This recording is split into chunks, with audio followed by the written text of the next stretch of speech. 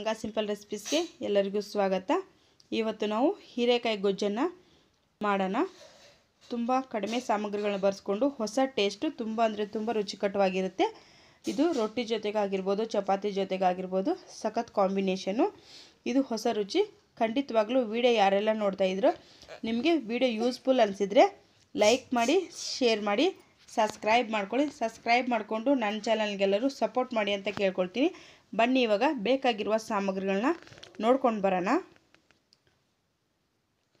ನಾನಿಲ್ಲಿ 2 ಹೀರೆಕಾಯಿನ ತೆಗೆದು ಮೇಲೆದು ಸಿಪ್ಪೆ ಬಿಡಿಸ್ಬಿಟ್ಟು ಕ್ಲೀನಾಗಿ ಒಂದೊಂದು ಇಂಚಿಗೆ ಅಷ್ಟಷ್ಟು ಉದ್ದಕ್ಕೆ ನಾನು ಕಟ್ ಮಾಡಿ ಇಟ್ಕೊಂಡಿದ್ದೀನಿ। ಇವಾಗ ಇದಕ್ಕೆ ಒಂದು ಲಿಂಬೆಹಣ್ಣು ಗಾತ್ರದ ಹುಣಸೆಹಣ್ಣನ್ನು ನೀರಲ್ಲಿ ನೆನೆ ಹಾಕ್ಕೊಂಡಿದ್ದೀನಿ। ಶೇಂಗಾ ಬೀಜ, ಹಸೆ ಕೊಬ್ಬರಿ ಕಾಲು ಹೋಳು ತೆಗೆದುಕೊಂಡಿದ್ದೀನಿ। ಮೇನ್ ಇದು ರುಚಿ ಕೊಡೋದೇ ಇದೆ ಇದಕ್ಕೆ ಅಚ್ಚ ಖಾರದ ಪುಡಿ 1 ಟೇಬಲ್ ಸ್ಪೂನು, ಹುಳಿ ಸಾಂಬಾರು ಪುಡಿ 2 ಟೇಬಲ್ ಸ್ಪೂನು, ಒಂದು ಮೀಡಿಯಮ್ ಗಾತ್ರದ 2 ಈರುಳ್ಳಿನ ಉದ್ದುದ್ದಕ್ಕೆ ಸೀಳ್ಕೊಂಡಿದ್ದೀನಿ, 1 ಕಪ್ಪಷ್ಟು ಬಟಾಣಿ, ಸ್ವಲ್ಪ ಕೊತ್ತಂಬರಿ ಸೊಪ್ಪು, ಅರ್ಧ ಟೇಬಲ್ ಸ್ಪೂನು ಅರಿಶಿಣದ ಪುಡಿ, 1 ಎಸಳು ಕರಿಬೇವು, ಸಾಸಿವೆ, ಜೀರಿಗೆ, ರುಚಿಗೆ ತಕ್ಕಷ್ಟು ಉಪ್ಪು, ಒಗ್ಗರಣೆಗೆ ಎಣ್ಣೆ। ಬನ್ನಿ ಇವಾಗ ಮೊದಲಿಗೆ ನಾವು ಶೇಂಗಾ ಮತ್ತು ಕೊಬ್ಬರಿಯನ್ನು ರುಬ್ಕೊಳ್ಳೋಣ। ನೋಡಿ ಇಲ್ಲಿ ಇಷ್ಟು ಈ ಥರ ಪೇಸ್ಟಿಯಾಗಿ ರುಬ್ಕೊಳ್ಬೇಕು। ನೋಡಿ ಇವಾಗ ರುಬ್ಬಿದ್ದಾಗಿದೆ। ಗ್ಯಾಸ್ ಆನ್ ಮಾಡಿಕೊಂಡು ಒಂದು ಕಡಾಯಿನ ಇಟ್ಕೊಂಡಿದ್ದೀನಿ। ಕಡಾಯಿಗೆ 2 ರಿಂದ 3 ಟೇಬಲ್ ಸ್ಪೂನ್ ಎಣ್ಣೆನ ಸೇರಿಸಿದ್ದೀನಿ। ಎಣ್ಣೆ ಬಿಸಿ ಆಗ್ತಿದ್ದಂಗೆ ಸಾಸಿವೆ ಜೀರಿಗೆಯನ್ನು ಸೇರಿಸ್ಕೊಳ್ಳೋಣ। ಸಾಸಿವೆ ಜೀರಿಗೆ ಚಟಪಟ ಅಂತ ಇದ್ದಂಗೆ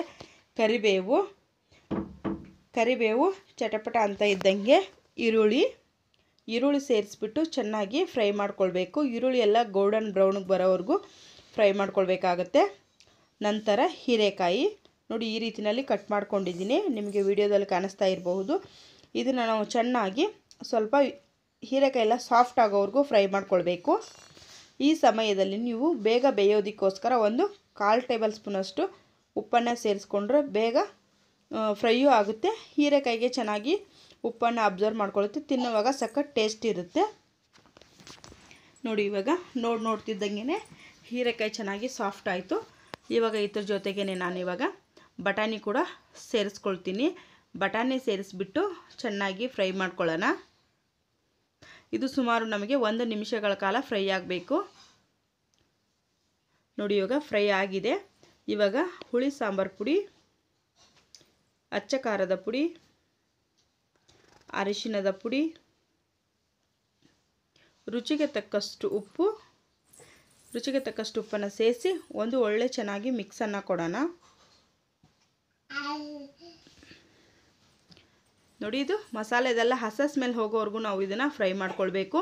ಗ್ಯಾಸು ಲೋ ಮತ್ತು ಮೀಡಿಯಮ್ ಫ್ಲೇಮ್ನಲ್ಲಿರಲಿ, ಇದು ಚೆನ್ನಾಗಿ ಫ್ರೈ ಮಾಡ್ಕೊಳ್ಬೇಕು। ನೋಡಿ ಇವಾಗ ಇದು ಚೆನ್ನಾಗೆಲ್ಲ ಫ್ರೈ ಆಗಿದೆ। ಇವಾಗ ನಾವು ಇದಕ್ಕೆ ರುಬ್ಬಿರುವಂತಹ ಮಿಶ್ರಣನ ಸೇರಿಸ್ಕೊಳ್ಳೋಣ। ನಿಮಗೆ ಗೊತ್ತಾಗುತ್ತೆ, ಅದು ಫ್ರೈ ಮಾಡ್ತಾ ಒಳ್ಳೆ ಸ್ಮೆಲ್ ಬರ್ತಾ ಇರುತ್ತೆ। ನೋಡಿ ಇವಾಗ ರುಬ್ಬಿರುವಂಥ ಮಿಶ್ರಣವನ್ನು ಸೇರಿಸಿ ಒಂದು ಒಳ್ಳೆ ಮಿಕ್ಸನ್ನು ಕೊಡೋಣ। ನೋಡಿ ಈ ರೀತಿಯಲ್ಲಿ ಚೆನ್ನಾಗಿ ಮಿಕ್ಸ್ ಮಾಡ್ಕೊಳ್ಬೇಕು। ಇದು ಹಸೆ ಸ್ಮೆಲ್ ಹೋಗೋವರೆಗೂ ಇದನ್ನು ಕೂಡ ಅಷ್ಟೇ ಇದನ್ನು ಚೆನ್ನಾಗಿ ಫ್ರೈ ಮಾಡ್ಕೊಳ್ಬೇಕು। ಆವಾಗ ನಮ್ಮದು ಹೀರೆಕಾಯಿ ಗೊಜ್ಜು ಸಖತ್ ಅಂದರೆ ಸಖತ್ತು ಟೇಸ್ಟಿಯಾಗಿರುತ್ತೆ। ನೋಡಿ ಇವಾಗ ಚೆನ್ನಾಗಿ ಫ್ರೈ ಆಗಿದೆ। ನಿಮಗೆ ಇದನ್ನು ಸ್ವಲ್ಪ ಕೈ ಬಿಡ್ದಿರೇ ನಾವು ಇದನ್ನು ಫ್ರೈ ಮಾಡ್ಕೊಳ್ಬೇಕು, ಇಲ್ಲ ಅಂದರೆ ಯಾಕಂದರೆ ತಳ ಹಿಡ್ಕೊಳ್ಳುತ್ತೆ, ಹಾಗಾಗಿ ನೋಡಿ ಇವಾಗ ಚೆನ್ನಾಗಿ ಫ್ರೈ ಆಗಿದೆ। ಇವಾಗ ನಾನು ಅದೇ ಮಿಕ್ಸಿ ಜಾರ್ಗೆ ಸ್ವಲ್ಪ ನೀರನ್ನು ಸೇರಿಸಿ ನಮಗೆ ಗೊಜ್ಜು ಎಷ್ಟು ಗಟ್ಟಿ ಬೇಕು ನೋಡಿಕೊಂಡು ಸೇರಿಸ್ಬೇಕಾಗತ್ತೆ। ನೋಡಿ ನನಗಿವಾಗ ಇಷ್ಟು ಗಟ್ಟಿ ಬೇಕು। ಈ ಸಮಯದಲ್ಲಿ ನೀವು ಚೆಕ್ಕನ್ನು ಮಾಡ್ಕೊಳ್ಳಿ। ಇದಕ್ಕೆ ಹುಳಿನ ಇವಾಗ ಸೇರಿಸ್ಕೊಳ್ಳೋಣ। ಇವಾಗ ಹುಳಿ ಸೇರಿಸಿ ಒಂದು ಒಳ್ಳೆ ಮಿಕ್ಸನ್ನು ಕೊಡಿ। ಇವಾಗ ನೀವು ಇದಕ್ಕೆ ಖಾರ ಕಡಿಮೆ ಇದೆಯಾ, ಇದು ಸಾಂಬಾರು ಪುಡಿ ಆಗಿರ್ಬೋದು, ಹುಳಿ ಸಾಂಬಾರು ಪುಡಿ ಏನು ಕಡಿಮೆ ಇದೆ ಅನ್ನೋದನ್ನು ಈ ಸಮಯದಲ್ಲಿ ನೀವು ಸೇರಿಸ್ಕೊಳ್ಬೇಕಾಗತ್ತೆ। ನಾನಿಲ್ಲಿ ಹಾಕಿರುವಂಥ ಎಲ್ಲ ಮಸಾಲೆ ಕರೆಕ್ಟಾಗಿದೆ। ಇವಾಗ ನಾನು ಇದಕ್ಕೆ ಮೇಲೆ ಸ್ವಲ್ಪ ಕೊತ್ತಂಬರಿ ಸೊಪ್ಪನ್ನು ಉದುರಿಸ್ಬಿಟ್ಟು ಮೇಲೆ ಕ್ಯಾಪನ್ನು ಮುಚ್ಚಿ ನಾನಿಲ್ಲಿ 2 ರಿಂದ 3 ನಿಮಿಷಗಳ ಕಾಲ ಮಧ್ಯ ಊರಿನಲ್ಲಿ ಬೇಯಿಸ್ಕೊಳ್ತೀನಿ। ನೋಡಿ ಕೊತ್ತಂಬರಿ ಸೊಪ್ಪನ್ನು ಉದುರಿಸ್ಬಿಟ್ಟು ಮೇಲೆ ಕ್ಯಾಪನ್ನು ಮುಚ್ಕೊಂಡಿದ್ದೀನಿ। ಇವಾಗ ಇದನ್ನು ಸುಮಾರು 2 ರಿಂದ 3 ನಿಮಿಷಗಳ ಕಾಲ ಬೇಯಿಸ್ಕೊಳ್ತೀನಿ. ನೋಡಿ ಇವಾಗ ಎಷ್ಟು ಚೆನ್ನಾಗಿ ಬೆಂದುತ್ತಾ ಇದೆ. ಸಖತ್ ಅಂದರೆ ಸಖತ್ತಾಗಿ ಪರಿಮಳ ಅಂತೂ ತುಂಬ ಅಂದರೆ ತುಂಬ ಚೆನ್ನಾಗಿ ಬರ್ತಾ ಇರುತ್ತೆ.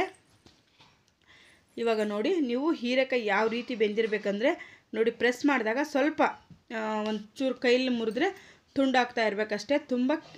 ತುಂಬ ಪೇಸ್ಟಿಯಾಗಿ ಬೇಯಿಸೋದಕ್ಕೆ ಹೋಗಬೇಡಿ.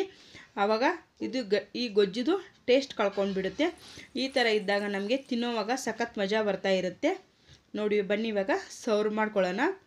ನೋಡಿ ನಾನಿಲ್ಲಿ ರೊಟ್ಟಿ ಜೊತೆಗೆ ಸರ್ವ್ ಮಾಡ್ಕೊಳ್ತಾ ಇದ್ದೀನಿ. ಬಿಸಿ ಬಿಸಿ ಹೀರೆಕಾಯಿ ಗೊಜ್ಜಂತೂ ನನಗಂತೂ ಬಾಯಲ್ಲಿ ನೀರೇ ಊರ್ತಾ ಇದೆ. ಖಂಡಿತವಾಗ್ಲೂ ಯಾರೆಲ್ಲ ವೀಡಿಯೋ ನೋಡ್ತಾ ಇದ್ರು ಅವರೆಲ್ಲ ಖಂಡಿತವಾಗ್ಲೂ ಟ್ರೈ ಮಾಡಿ ಹೇಗೆ ಬಂತು ಅಂತೇಳಿ ನನಗೆ ಕಮೆಂಟಲ್ಲಿ ತಿಳಿಸಿ. ಹೊಸದಾಗಿ ಯಾರೆಲ್ಲ ನೋಡ್ತಾ ಇದ್ರು ಸಬ್ಸ್ಕ್ರೈಬ್ ಮಾಡ್ಕೊಳ್ಳಿ, ನನ್ನ ಚಾನಲ್ಗೆ ಸಪೋರ್ಟ್ ಮಾಡಿ ಅಂತ ಕೇಳ್ಕೊಳ್ತೀನಿ. ಇಷ್ಟೊತ್ತು ನಾನು ವೀಡಿಯೋ ನೋಡ್ತಾ ಎಲ್ಲ ನನ್ನ ಸ್ನೇಹಿತರಿಗೂ ತುಂಬ ಹೃದಯದ ಧನ್ಯವಾದಗಳು. ವೀಡಿಯೋ ನಿಮಗೆ ಯೂಸ್ಫುಲ್ ಅನಿಸಿದ್ರೆ ನಿಮ್ಮ ಫ್ರೆಂಡ್ ಆ್ಯಂಡ್ ಫ್ಯಾಮಿಲಿಗೆ ಶೇರ್ ಮಾಡಿ ಅಂತ ಕೇಳ್ಕೊಳ್ತೀನಿ. ಮತ್ತೊಮ್ಮೆ ಮಗದೊಮ್ಮೆ ಎಲ್ಲರಿಗೂ ನಮಸ್ಕಾರ. Take care.